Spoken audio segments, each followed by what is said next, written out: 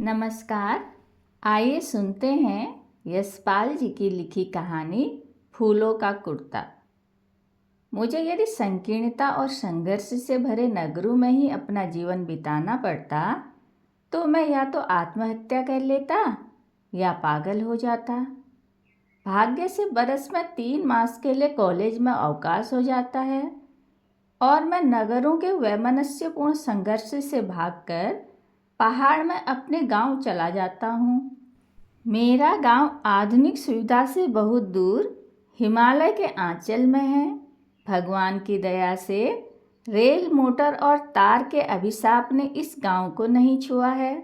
पहाड़ी भूमि अपना प्राकृतिक श्रृंगार लिए है, मनुष्य उसकी उत्पादन शक्ति से संतुष्ट है।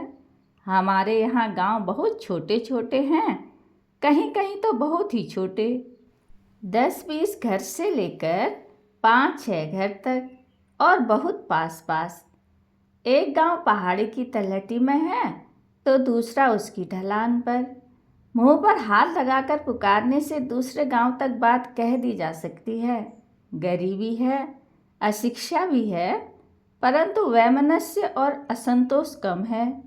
बंकू शाह की छप्पर से छाई दुकान गांव की सभी आवश्यकताएं पूरी कर देता है।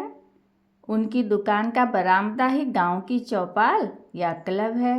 बरामदे के सामने दालान में पीपल के नीचे बच्चे खेलते हैं और ढोर बैठकर जुगाली भी करते रहते हैं।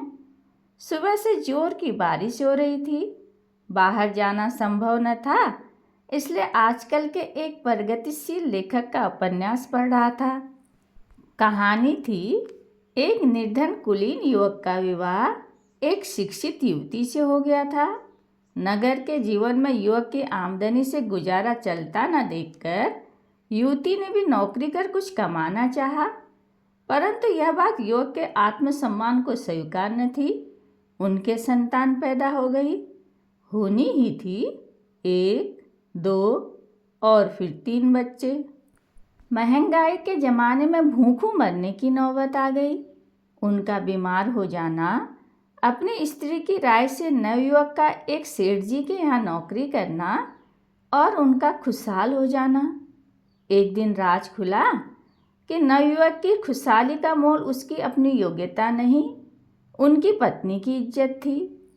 पति ने क्रोध के आवेग में पत्नी का गला घोंटने का यत्न किया।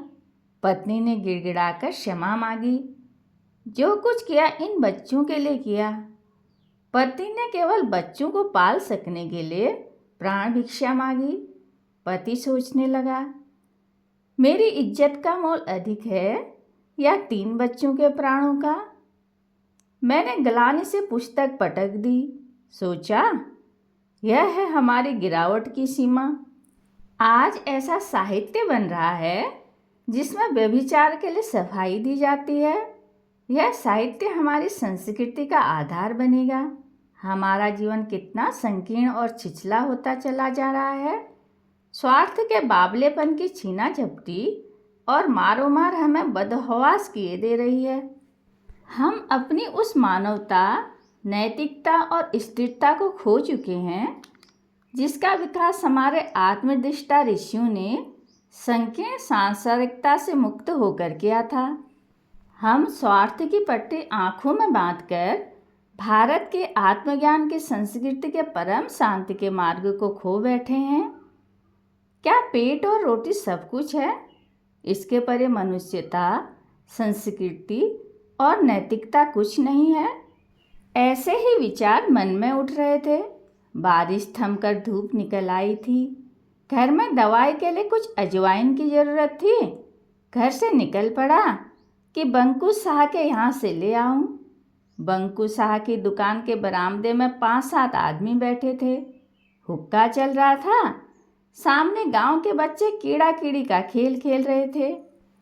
शाह की 5 बरस की लड़की फूलो भी उन्हीं में थी। 5 बरस की लड़की का पहनावा और ओढ़ना क्या, एक कुर्ता कंधे से लटका था। फूलों की सगाई हमारे गांव के फलांग भर दूर चूला गांव में संतू से हो गई थी। संतू की उम्र रही होगी यही 7 बरस। 7 बरस का लड़का क्या करेगा? घर में 2 भैंस, 1 गाय और 2 बैल थे। ढोर चरने जाए तो संतु छड़ी लेकर उन्हें देखता और खेलता भी रहता। ढोर काहे को किसी के खेत में जाए, सांझ को उन्हें घर हाँक लाता। बारिश थमने पर संतु अपने ढोरों को ढलवाने की हरियाली में हाँक कर ले जा रहा था। बंकू शाह की दुकान के सामने बच्चों को खेलते देखा तो उधर ही आ गया। संतु को खेल में आया देखकर सुनार का 6 बरस का लड़का हरिया चिल्ला उठा, आहा, फूलों का दूल्हा आया। दूसरे बच्चे भी उसी तरह चिल्लाने लगे। बच्चे बड़े बूढ़ों को देखकर बिना बताए समझाए भी सब कुछ सीख और जान जाते हैं। यूं ही मनुष्य के ज्ञान और संस्कृति की परंपरा चलती रहती है। फूलो 5 बरस की बच्ची थी तो क्या, वह जानती थी दूल्हे से लज्जा करनी चाहिए। उसने अपनी माँ को गांव की सभी भली स्त्रियों को लज्जा से घूंघट और पर्दा करते देखा था। उसके संस्कारों ने उसे समझा दिया था लज्जा से मुंह ढक लेना उचित है। बच्चों के चिल्लाने से फूलो लजा गई, परंतु वह करती तो क्या, एक कुर्ता ही तो उसके कंधे से लटक रहा था। उसने दोनों हाथों से कुर्ते का आंचल उठाकर अपना मुंह छुपा लिया।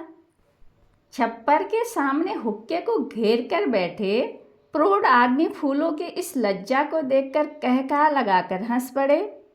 काका राम सिंह ने फूलों को प्यार से धमकाकर कुर्ता नीचे करने के लिए समझाया। शरारती लड़के मजाक समझकर हो करने लगे।